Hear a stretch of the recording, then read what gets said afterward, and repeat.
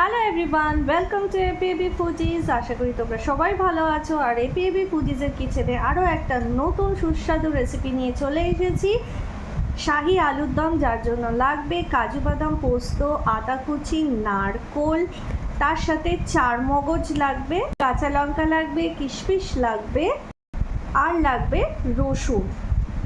রসুন 1 table spoon মতন লাগবে। পেঁয়াজ লাগবে, দুটো মিডিয়াম সাইজের পেঁয়াজকে ভালো মতন করে কুচিয়ে নেবে। রান্নাটা করব আমরা সর্ষের তেলে। আচ্ছা, এখানে আমি 4টে ছোটো এলাচ, একটা বড় এলাচ আর দুটো দারচিনি নিয়েছি। আমার কাছে বে লিফটা নেই, মানে তেজপাতা নেই। তেজপাতা দুটো অ্যাড করে দেবে। তারপর 2 টেবিল স্পুন মাস্টার্ড অয়েল দিয়ে ভালো করে আলুগুলোর গায়ে যাতে তেলটা মেখে যায় 2 to 3 table spoon mustard oil দিতে হবে। 1 চামচ মতন হলুদ গুঁড়ো দিতে হবে। নিয়ে হাত ভালো করে তো ধোয়াই আছে আমাদের, ভালো করে এটা আলুটাকে মাখিয়ে নিতে হবে।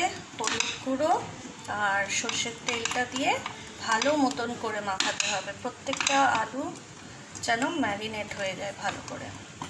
নিয়ে ঢাকা দিয়ে 1 থেকে 2 ঘন্টা রাখলে বেস্ট হয়। রুম টেম্পারেচারেই রাখতে হবে, রেফ্রিজারেট করার দরকার নেই। তো আলুটা ভালো করে মাখিয়ে নিতে হবে। নুন এখানে অ্যাড হবে না, নুন অ্যাড করলে জল বেরোতে পারে। শুধু সর্ষের তেল আর হলুদ গুঁড়ো দিয়ে গোটা গোটা আলু ভালো করে মাখিয়ে 1 থেকে 2 ঘন্টা রেখে দিলেই হবে। আচ্ছা, এবার আমরা সানফ্লাওয়ার অয়েল অ্যাড করে দিচ্ছি। আলুটা ভাজার জন্য আমরা সানফ্লাওয়ার অয়েল ইউজ করছি। আর মাস্টার্ড অয়েলও এটা করা যায়। আগে তেলটা একটু গরম হয়ে যাক, তারপর যে ম্যারিনেটেড আলুটা দেখালাম ওই আলুটা ভাজা হবে। আচ্ছা, এবার সাদা যে তেলটা আছে ওতে ম্যারিনেটেড আলুটা আস্তে আস্তে করে ছেড়ে দেবে, এটা ভাজা হবে। এরকম সোনালি সোনালি করেই ভাজাতে হবে, খুব একটা ভাজা হবে না, কারণ মশলাগুলো দিয়ে আরেকবার কষিয়ে একটু দমে বসিয়ে দিতে হবে যাতে ভালো করে সেদ্ধটা হয়ে যায়। আলুটা সোনালি করে ভাজা হয়ে গেছে, বেশি ভাজা হবে না, এরকমই সোনালি হয়ে গেলেই উঠিয়ে নিতে হবে। আচ্ছা, সাদা তেলেতে এখানে আমি 2টো মিডিয়াম সাইজ পেঁয়াজ কুচি নিয়েছি। লম্বা লম্বা জিরি জিরি করে পেঁয়াজটা কেটে এইটা ভাজা হচ্ছে, এটাকে বেরিস্তা বলে। আর এই যে পেস্টটা দেখছো, এটায় আছে কাজু বাদাম, কিশমিশ, পোস্ত, চারমগজ। এইটা ভালো করে শিলেতে মিহি করে, একদম মিহি করে বাটা হবে। এটাও যাবে এই প্রিপারেশনে। যতক্ষণ আলুটা ভাজা হচ্ছে ততক্ষণ আমরা একটা পেস্ট বানিয়ে নেব। পেঁয়াজ ভাজা যেটা করলাম বেরেস্তা, এটা দিয়ে দেবে পুরোটাই। তার সাথে আমি দেব 2 টেবিল স্পুন মতন আদা, 2 টেবিল স্পুন মতন গার্লিক, আর যেমন ঝাল খাবে তোমরা 4 থেকে 5টা মতন কাঁচা লঙ্কা আমি এখানে দিচ্ছি, কারণ আমি চিনিও অ্যাড করব 1 টেবিল স্পুন মতন।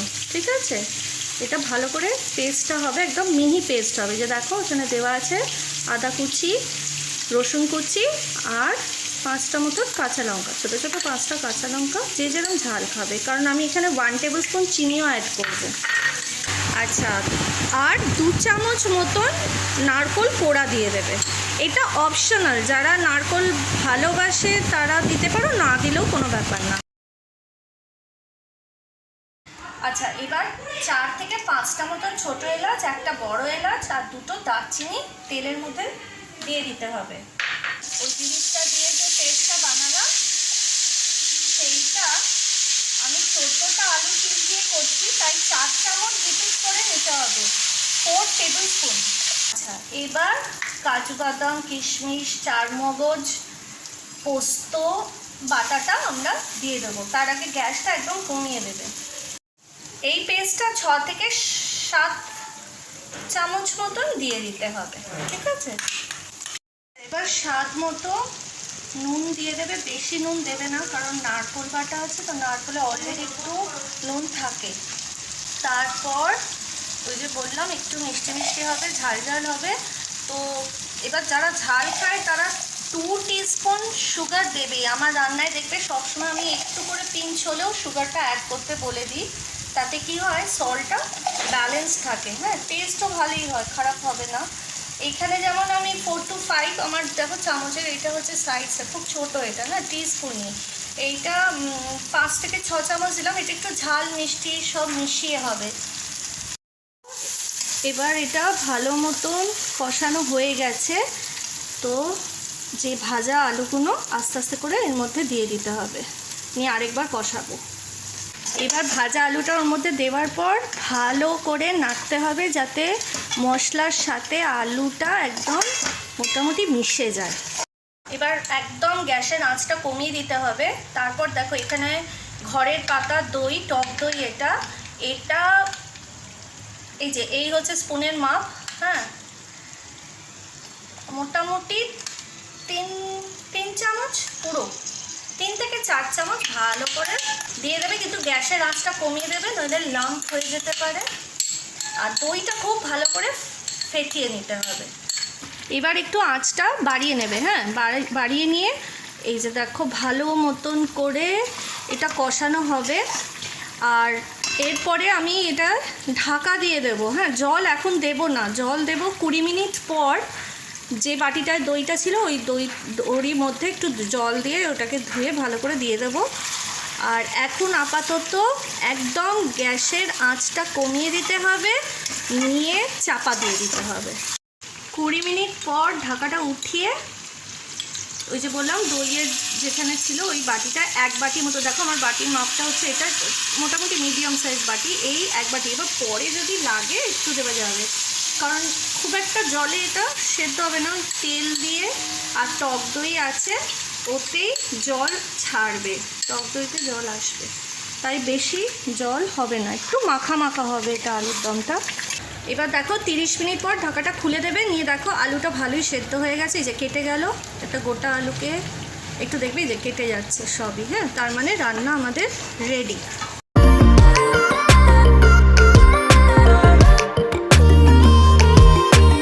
শাহি আলুর দমের রেসিপি তো রেডি হয়ে গেল, কিন্তু সেটাকে আমরা বাসন্তী পোলাও দিয়ে খাবো না গাইস। আজকে তোমাদের সাথে শেয়ার করছি পনির পরাঠা। পনির লাগবে, ঘি লাগবে ময়ান দেওয়ার জন্য, ময়দায় করতে পারো বা আটাতেও করতে পারো, আমি ময়দাতেই দেখাচ্ছি। তার সাথে লাগবে সানফ্লাওয়ার অয়েল, আর লাগছে পুরটা বানাতে যেটা স্টাফিং হবে, পেঁয়াজ কুচি, টমেটো কুচি, রসুন কুচি, কাঁচা লঙ্কা কুচি, যে যেরকম ঝাল খাবে সেরকম ইউজ করবে, তবে এটা খুব একটা ঝাল ঝাল হবে না, পুরটা একটু মিষ্টি মিষ্টিও হবে। এবার চলো দেখে নিই। গুঁড়ো মশলার মধ্যে লাগছে স্বাদ মতো নুন, স্বাদ মতো চিনি, কাশ্মীরি মির্চ, ধনে গুঁড়ো, জিরে গুঁড়ো। ময়দাটা মাখার সময় একটু জোয়ান অ্যাড করে দেবে। এবার চলো আমরা ডোটা বানিয়ে ফেলি। প্রথমে একটু ঘি অ্যাড করবে, তার সাথে অ্যাড করবে জোয়ান, তার সাথে যাবে নুন, নিয়ে উষ্ণ উষ্ণ গরম জল করে নেবে, করে নিয়ে ময়দাটাকে ভালো করে আলগা হাতে মাখবে। এবার চলো স্টাফিংয়ের জন্য যে পুরটা সেইটা রেডি করে ফেলি। প্রথমেই সানফ্লাওয়ার অয়েল নেবে, নিয়ে রসুন কুচি অ্যাড করবে, কাঁচা লঙ্কা কুচি ऐड করবে, बारीक कटा हुआ प्याज कुची जो है उसको डालना है, একটু নেড়ে নেবে। তারপর আমরা অ্যাড করব যতগুলো গুঁড়ো মশলা নিয়েছি, ধনে গুঁড়ো, জিরে গুঁড়ো, কাশ্মীরি মির্চ, স্বাদ মতো নুন দেবে, হালকা একটু চিনি অ্যাড করবে, টমেটো কুচি অ্যাড করবে, টমেটোটা খুব কুচি কুচি করে দেবে একদম। লাস্টে অ্যাড করে দেবে পনির। পনিরটা অ্যাড করার আগে একটু স্ম্যাশ করে নেবে। পনিরের পুর আমাদের রেডি হয়ে গেছে। তো চলো চটপট করে আমরা স্টাফটা করে ফেলি। ময়দাটা মেখে না আধা ঘন্টা মতন রেখে দেবে, মানে 1 ঘন্টা অবধি তোমরা রাখতে পারো। জাস্ট ওপরে একটুখানি তেল দিয়ে মাখিয়ে নেবে and then cover it with a clean cloth দিয়ে আধা ঘন্টা থেকে 40 মিনিট 45 মিনিট মতন রাখবে। রাখার পর ততক্ষণ পুরটা রেডি করে ফেলবে। পুরটা একটু ঠান্ডা হতে দেবে। পুরটা ঠান্ডা হয়ে গেলে স্টাফিংটা করে ফেলবে। করার পর খুব ভালো করে গোলটা করবে যাতে পুরো সার্কেল হয়ে বেলতে পারো। এটা মোটামুটি অনেকে হাতেই করে নিতে পারে, এত বেলুন চাকি লাগে না। আস্তে আস্তে করে করবে, বেশি স্টাফিং দিয়ে ফেলবে না যাতে ছিঁড়ে না যায়। এবার তোমরা চাইলে ঘিতেও এটা ভাজতে পারো পরোটাটা, নইলে আমি এখানে যেমন ইউজ করেছি সানফ্লাওয়ার অয়েল।